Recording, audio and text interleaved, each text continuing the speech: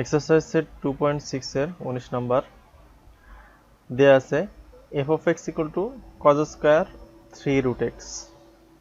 তো এটাকে যখন আমরা f prime of x করব অর্থাৎ একবার ডিফারেন্সিয়েট করতেছি, তো এইখানে যে স্কয়ারটা আছে এই স্কয়ারটা আসলে এই সম্পূর্ণটার উপরেই বিবেচনা করতে হয় যে cos থিটার জায়গায় 3 root x আছে তার পুরোটার উপরে স্কয়ার।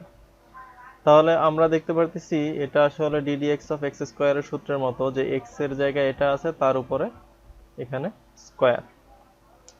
আমরা জানি ddx of x স্কয়ারের সূত্র, এটাকে ডিফারেন্সিয়েট করলে টুয়াইস x হয় x to the power n এর সূত্র অনুযায়ী।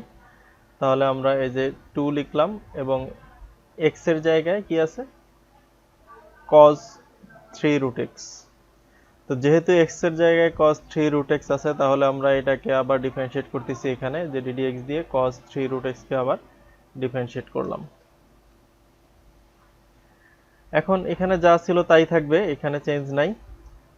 তো এখানে যে সূত্রটা ইউজ করতেছি যে cos x এর সূত্র, তবে x এর জায়গায় আছে 3 root x, অর্থাৎ x এর জায়গায় 3 root x ধরে নিয়ে আমরা তাহলে cos x এর সূত্রটা অ্যাপ্লাই করব। আমরা জানি ddx of cos x মানে হলো মাইনাস sin x, যেখানে x ছিল সেখানে x। তো এখানে যেহেতু আমরা x এর জায়গায় 3 root x ধরতেছি তাহলে যে মাইনাস sin দিয়ে তারপর x এর জায়গায় 3 root x আছে। তো যেহেতু এই 3 root x টা এটাকে আমরা x ধরে নিছি তাহলে আমাদের আবার আগে একই কাজ করতে হবে যে ddx of 3 root x অর্থাৎ 3 root x কে আবার ডিফারেন্সিয়েট করে গুণ করলাম। তারপরে এখানে যা শুধু মাইনাসটা দিয়ে গুণ করে দিছি, সামনে যা আছে তাই। এখানে 3টা কনস্ট্যান্ট, 3টা বাইরে নিয়ে আসলাম, আর root x কে ডিফারেন্সিয়েট করলে আমরা জানি 1/2 root x হয়। তাহলে মূলত মেইন অঙ্ক এখানেই শেষ। তারপরে যেটা করলাম যে এখানে এই 2 cos 3 root x sin 3 root x এই পুরোটাকে লিখলাম যে sin 2 into 3 root x। এটা একটা সূত্রটা আমরা এর পরে আরেকটা অঙ্কের ভেতরেও দেখব, ওই সূত্রটা এখানে আর লেখা হয় নাই। যে একটা সূত্র হলো যে sin 2 থিটা, ঠিক আছে, সূত্রটা হলো sin 2 থিটা সমান সমান 2 sin থিটা cos থিটা। সূত্রটা পরে আরেকটা অঙ্কে আবার আসবে, আমরা তখন আবার দেখব যে sin 2 থিটা সূত্র হলো ত্রিকোণমিতির সূত্র, এটা যে 2 sin theta into cos theta. এই সূত্রটা অ্যাপ্লাই করে এটাকে যা শুধু একটু সংক্ষেপ করা হয়েছে, সাজানো হচ্ছে আর কি। আমাদের মেইন অঙ্ক মূলত এখানেই শেষ, এই লাইনেই শেষ হয়ে গিয়েছিল।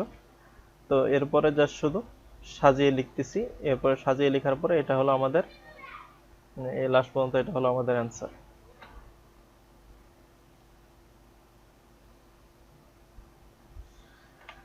20 নম্বর অঙ্কে f of x equal to 10 to the power 4 দেওয়া আছে x কিউব। তো f prime of x অর্থাৎ একবার ডিফারেন্সিয়েট করলাম। তো আমরা জানি এইখানে পাওয়ার 4, তার মানে আসলে এই পুরো জিনিসটার উপরেই পাওয়ার 4। তাহলে এটা দেখতে অনেকটা x to the power 4 এর মতো মনে হচ্ছে। তাহলে x এর জায়গায় আমরা ধরে নিচ্ছি 10x cube K. x to the power 4 K differentiate করলে 4x কিউব হয়। তাহলে এই হলো আমাদের 4, আর এটাকে আমরা x ধরে নিচ্ছি আর তার উপরে কিউব। তাহলে আমরা x ধরে নিলাম হলো এই ভেতরের এই 10x কিউব কে, এই কারণে 10x কিউব কে এই ডিফারেন্সিয়েট করা হলো, এই 10x কিউব কে ডিফারেন্সিয়েট করে গুণ করা হলো। তো এখানে আবারও আমরা জানি যে পুরোটার উপরে পাওয়ার থাকলে এটাকে আমি ছোট করে লেখার জন্য এখানে কিউবটা নিয়ে বসাইতে পারি, এটা এখানে তেমন কিছু নাই। আসলে মেইন এখানে ডিফারেন্সিয়েশনের কাজ যে এটা সূত্রটা কিসের, 10x এর সূত্র, x এর জায়গায় আছে x কিউব। আমরা জানি 10x মানে হলো এই যে 10x মানে হলো sec স্কয়ার x। তো x এর জায়গায় যদি x কিউব থাকে তাহলে ওই যে sec স্কয়ার x কিউব, যেহেতু আবারও x এর জায়গায় x কিউব আছে তাই আমরা x কিউব কে আবার ডিফারেন্সিয়েট করতেছি। তো বাকিটা এখানে যা ছিল প্রথম অংশটা যা আছে তাই থাকবে। তো ddx of x কিউব মানে আমরা জানি হলো 3x স্কয়ার। তাহলে অঙ্ক শেষ, আমাদের শেষে এসে এটাকে যা শুধু একটু সাজিয়ে লেখা হলো। এখানকার 4 আর এখানকার 3 গুণ করে 12, এক্স স্কোয়ারটাকে সামনে নিয়ে আসলাম আর বাকি যেগুলো আছে এভাবেই রাখলাম।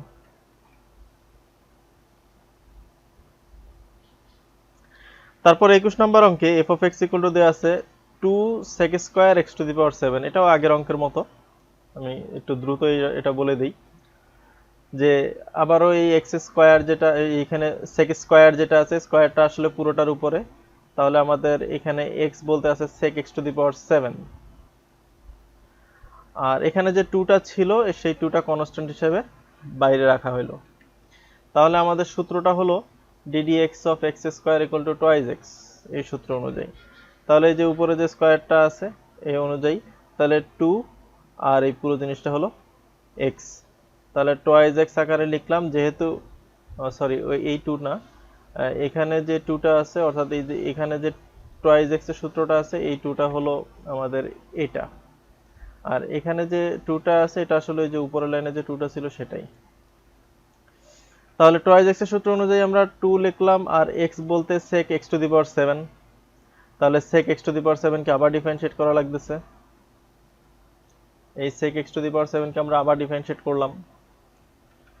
তাহলে প্রথম অংশে যা আছে তাই 2 দুগুণে 4 লেখা হয়ে গেল, যা sec x to the power 7 রয়ে গেছে। এখন আমাদের কাজ হলো যে ddx of sec x to the power 7, এটা কোন সূত্রের মতো? ddx of sec x এর সূত্রের মতো। আমরা জানি ddx of sec x মানে হলো sec x into 10x। তাহলে আমাদের এখানে x ছিল, যার কারণে আমাদের এখানেও x আছে, এখানেও x আছে। তাহলে আমরা যদি সূত্রটা অ্যাপ্লাই করতে যাই তাহলে আমাদের এই x এর জায়গায় আছে x টু দি পাওয়ার 7, তাহলে আমরা এই পুরো সূত্রটাতে যে অ্যাপ্লাই করছি sec x into 10x, এখানে এই x এর জায়গায় x to the power 7, x এর জায়গায় x টু দি পাওয়ার 7, তাহলে এতটুকু অংশের ভিতরে আমরা উপরের সূত্রটা অ্যাপ্লাই করলাম যে ddx of sec x equal to sec x into 10x। তাহলে x বলতে আসলে কি আছে? x টু দি পাওয়ার 7, এই কারণে x টু দি পাওয়ার 7 কে এখানে আবার ডিফারেনশিয়েট করা হয়েছে। তাহলে x to the power 7 K differentiate করলে হয় 7x টু দি পাওয়ার 6। এখানে অঙ্ক শেষ, তারপরে জাস্ট শুধু সাজিয়ে লেখা হয়েছে।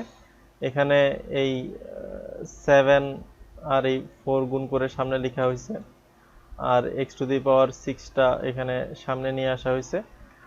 আর এখানে আগের লাইনে এখানে একটা sec x to the power 7, এখানে আর একটা sec x to the power 7 ছিল, এই দুইটাকে একত্রে গুণ করলে এই sec square x to the power 7 হয়ে গেছে। এই দুইটাকে একসাথে লেখা হয়েছে, আর বাকিগুলো যা আছে তাই।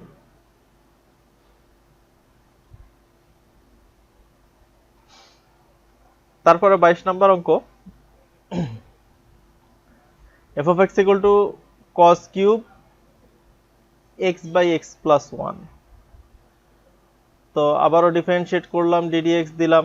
আমরা জানি আবারও এখানে কিউব মানে আসলে এই কিউবটা আসলে এই পুরোটার উপরে হবে, তাহলে এই পুরোটার উপরে কিউব দিলাম। তাহলে এটা দেখতে কোন সূত্রের মতো মনে হয়? যে মনে হচ্ছে এখানে x তার উপরে cube, ddx of x cube. তাহলে ddx of x কিউবের সূত্র হলো আমরা জানি 3x স্কয়ার। তাহলে এই যে 3 আর এই ভিতরের পুরোটাকে আমরা x ধরে নিচ্ছিলাম, আর এই হলো আমাদের স্কয়ার। তো x ধরে নিচ্ছি হলো cos x by x plus 1 কে, তাহলে এটাকে x ধরে নেওয়ার কারণে আমরা এটাকে ডিফারেনশিয়েট করতেছি, এই যে cos x by x plus 1 কে আমরা ডিফারেনশিয়েট করলাম। তারপরে এখানে যে স্কয়ারটা ছিল এই স্কয়ারটাকে আমরা এখানে লিখতে পারি, এজন্য লিখে ছোট করে ফেললাম। আর মেইন কাজ ডিফারেন্সিয়েশনের কাজ মূলত এখানে, এটাকে ডিফারেনশিয়েট করতে হবে। এটা কিসের সূত্র? ddx of cos x এর সূত্র। আমরা জানি cos x কে ডিফারেনশিয়েট করলে হয় মাইনাস sin x, তাহলে এই কারণে এই যে মাইনাস লেখা হলো, তারপর sin x লেখা হলো। কিন্তু আমরা দেখতে পারতেছি যে x বলতে আসলে x by x plus 1 আছে, এই কারণে এই x by x plus 1 এটাকে আবার ডিফারেনশিয়েট করা হয়েছে। তাহলে আমাদের আগ পর্যন্ত কাজ শেষ, এতটুকুর কাজ শেষ। এখন আমাদের ডিফারেন্সিয়েশনের কাজ শুধু এখানে আছে। আমরা জানি এখানে ভাগের সূত্র অ্যাপ্লাই হবে। তো পরের লাইনে এখানে মাইনাস আছে, যেহেতু গুণের ভেতরে ছিল এই কারণে মাইনাসটাকে সামনে নিয়ে সাজিয়ে লিখলাম। আর এখানে আমরা ডিফারেন্সিয়েশনের ভাগের সূত্রটা বা কোশেন্ট রুল যেটাকে বলে সেটা ইউজ করব। আমরা এখানে লিখে দিছি সূত্রটা, যে ddx of u by v equal to v ddx of u minus u ddx of v by v square। তাহলে আমরা এই উপরেরটাকে u আর এই নিচেরটাকে v ধরি, সেই অনুযায়ী যদি আমরা সূত্র অ্যাপ্লাই করি তাহলে v ddx of u minus u ddx of v আর নিচে হলো v স্কয়ার। তো আমরা জানি ddx of x মানে হলো 1, তার মানে 1 দিয়ে যদি আমি x plus 1 কে গুণ করি তাহলে x plus 1 ই থাকে, এখানে আসলে চেঞ্জ নাই। আবার এই অংশে যদি দেখি ddx of x plus 1, x K differentiate করলে 1 হয় আর 1 কে ডিফারেনশিয়েট করলে 0 হয়, তাহলে আলটিমেটলি এখান থেকে বের হয় 1। এই 1 দিয়ে যদি আমি x এর সাথে গুণ করি তাহলে লাস্ট পর্যন্ত আমাদের x ই থাকে শুধু। তো আমরা দেখতে পারতেছি এখানে মাইনাস x আছে, এখানে x আছে, এই দুটো কাটাকাটি করে চলে যাবে, থাকবে শুধু 1 আর নিচে হলো x plus 1 হোল স্কয়ার। তাহলে এই পুরো জিনিসটাকে আবার সাজায় লিখি, যে এখানে -3 আছে, এটা উপরে অবশ্যই ভগ্নাংশের, তাহলে এখানে 1 এর সাথে গুণ করলে -3 থাকে আর নিচে x plus 1 হোল স্কয়ারটা এখানে সাজায় লিখলাম। আর বাকি যে অংশটা এখানে যতটুকু ছিল এখানে পরের লাইনে হুবহু সেভাবেই আছে। তাহলে এখানে আমাদের এটা শেষ।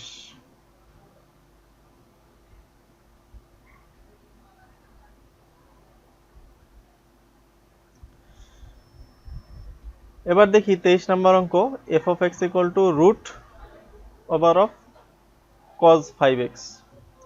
তো আমরা জানি ddx of root x মানে হলো 1/2 root x।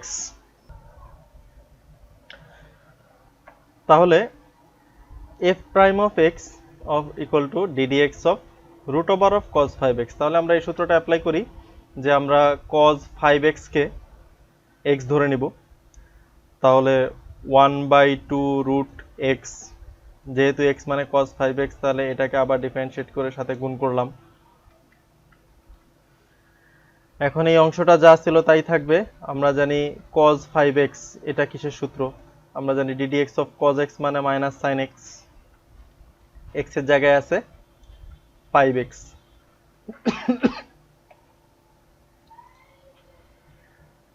x এর জায়গায় যদি 5x থাকে তাহলে আমরা লিখলাম মাইনাস sin 5x। যেহেতু x এর জায়গায় 5x আছে তাহলে এই 5x কে আবার ডিফারেনশিয়েট করে গুণ করলাম। তাহলে প্রথম অংশটাকে সাজায় লিখলাম যে মাইনাস sin 5x, এটাকে আমরা উপরে নিয়ে আসলাম। আর এখানে 5 একটা কনস্ট্যান্ট, 5 থেকে যাবে আর x কে ডিফারেনশিয়েট করলে হয় 1, তাহলে এই থাকলো। এটাকে সাজায় লিখলে পরে এটা হলো আমাদের অ্যান্সার।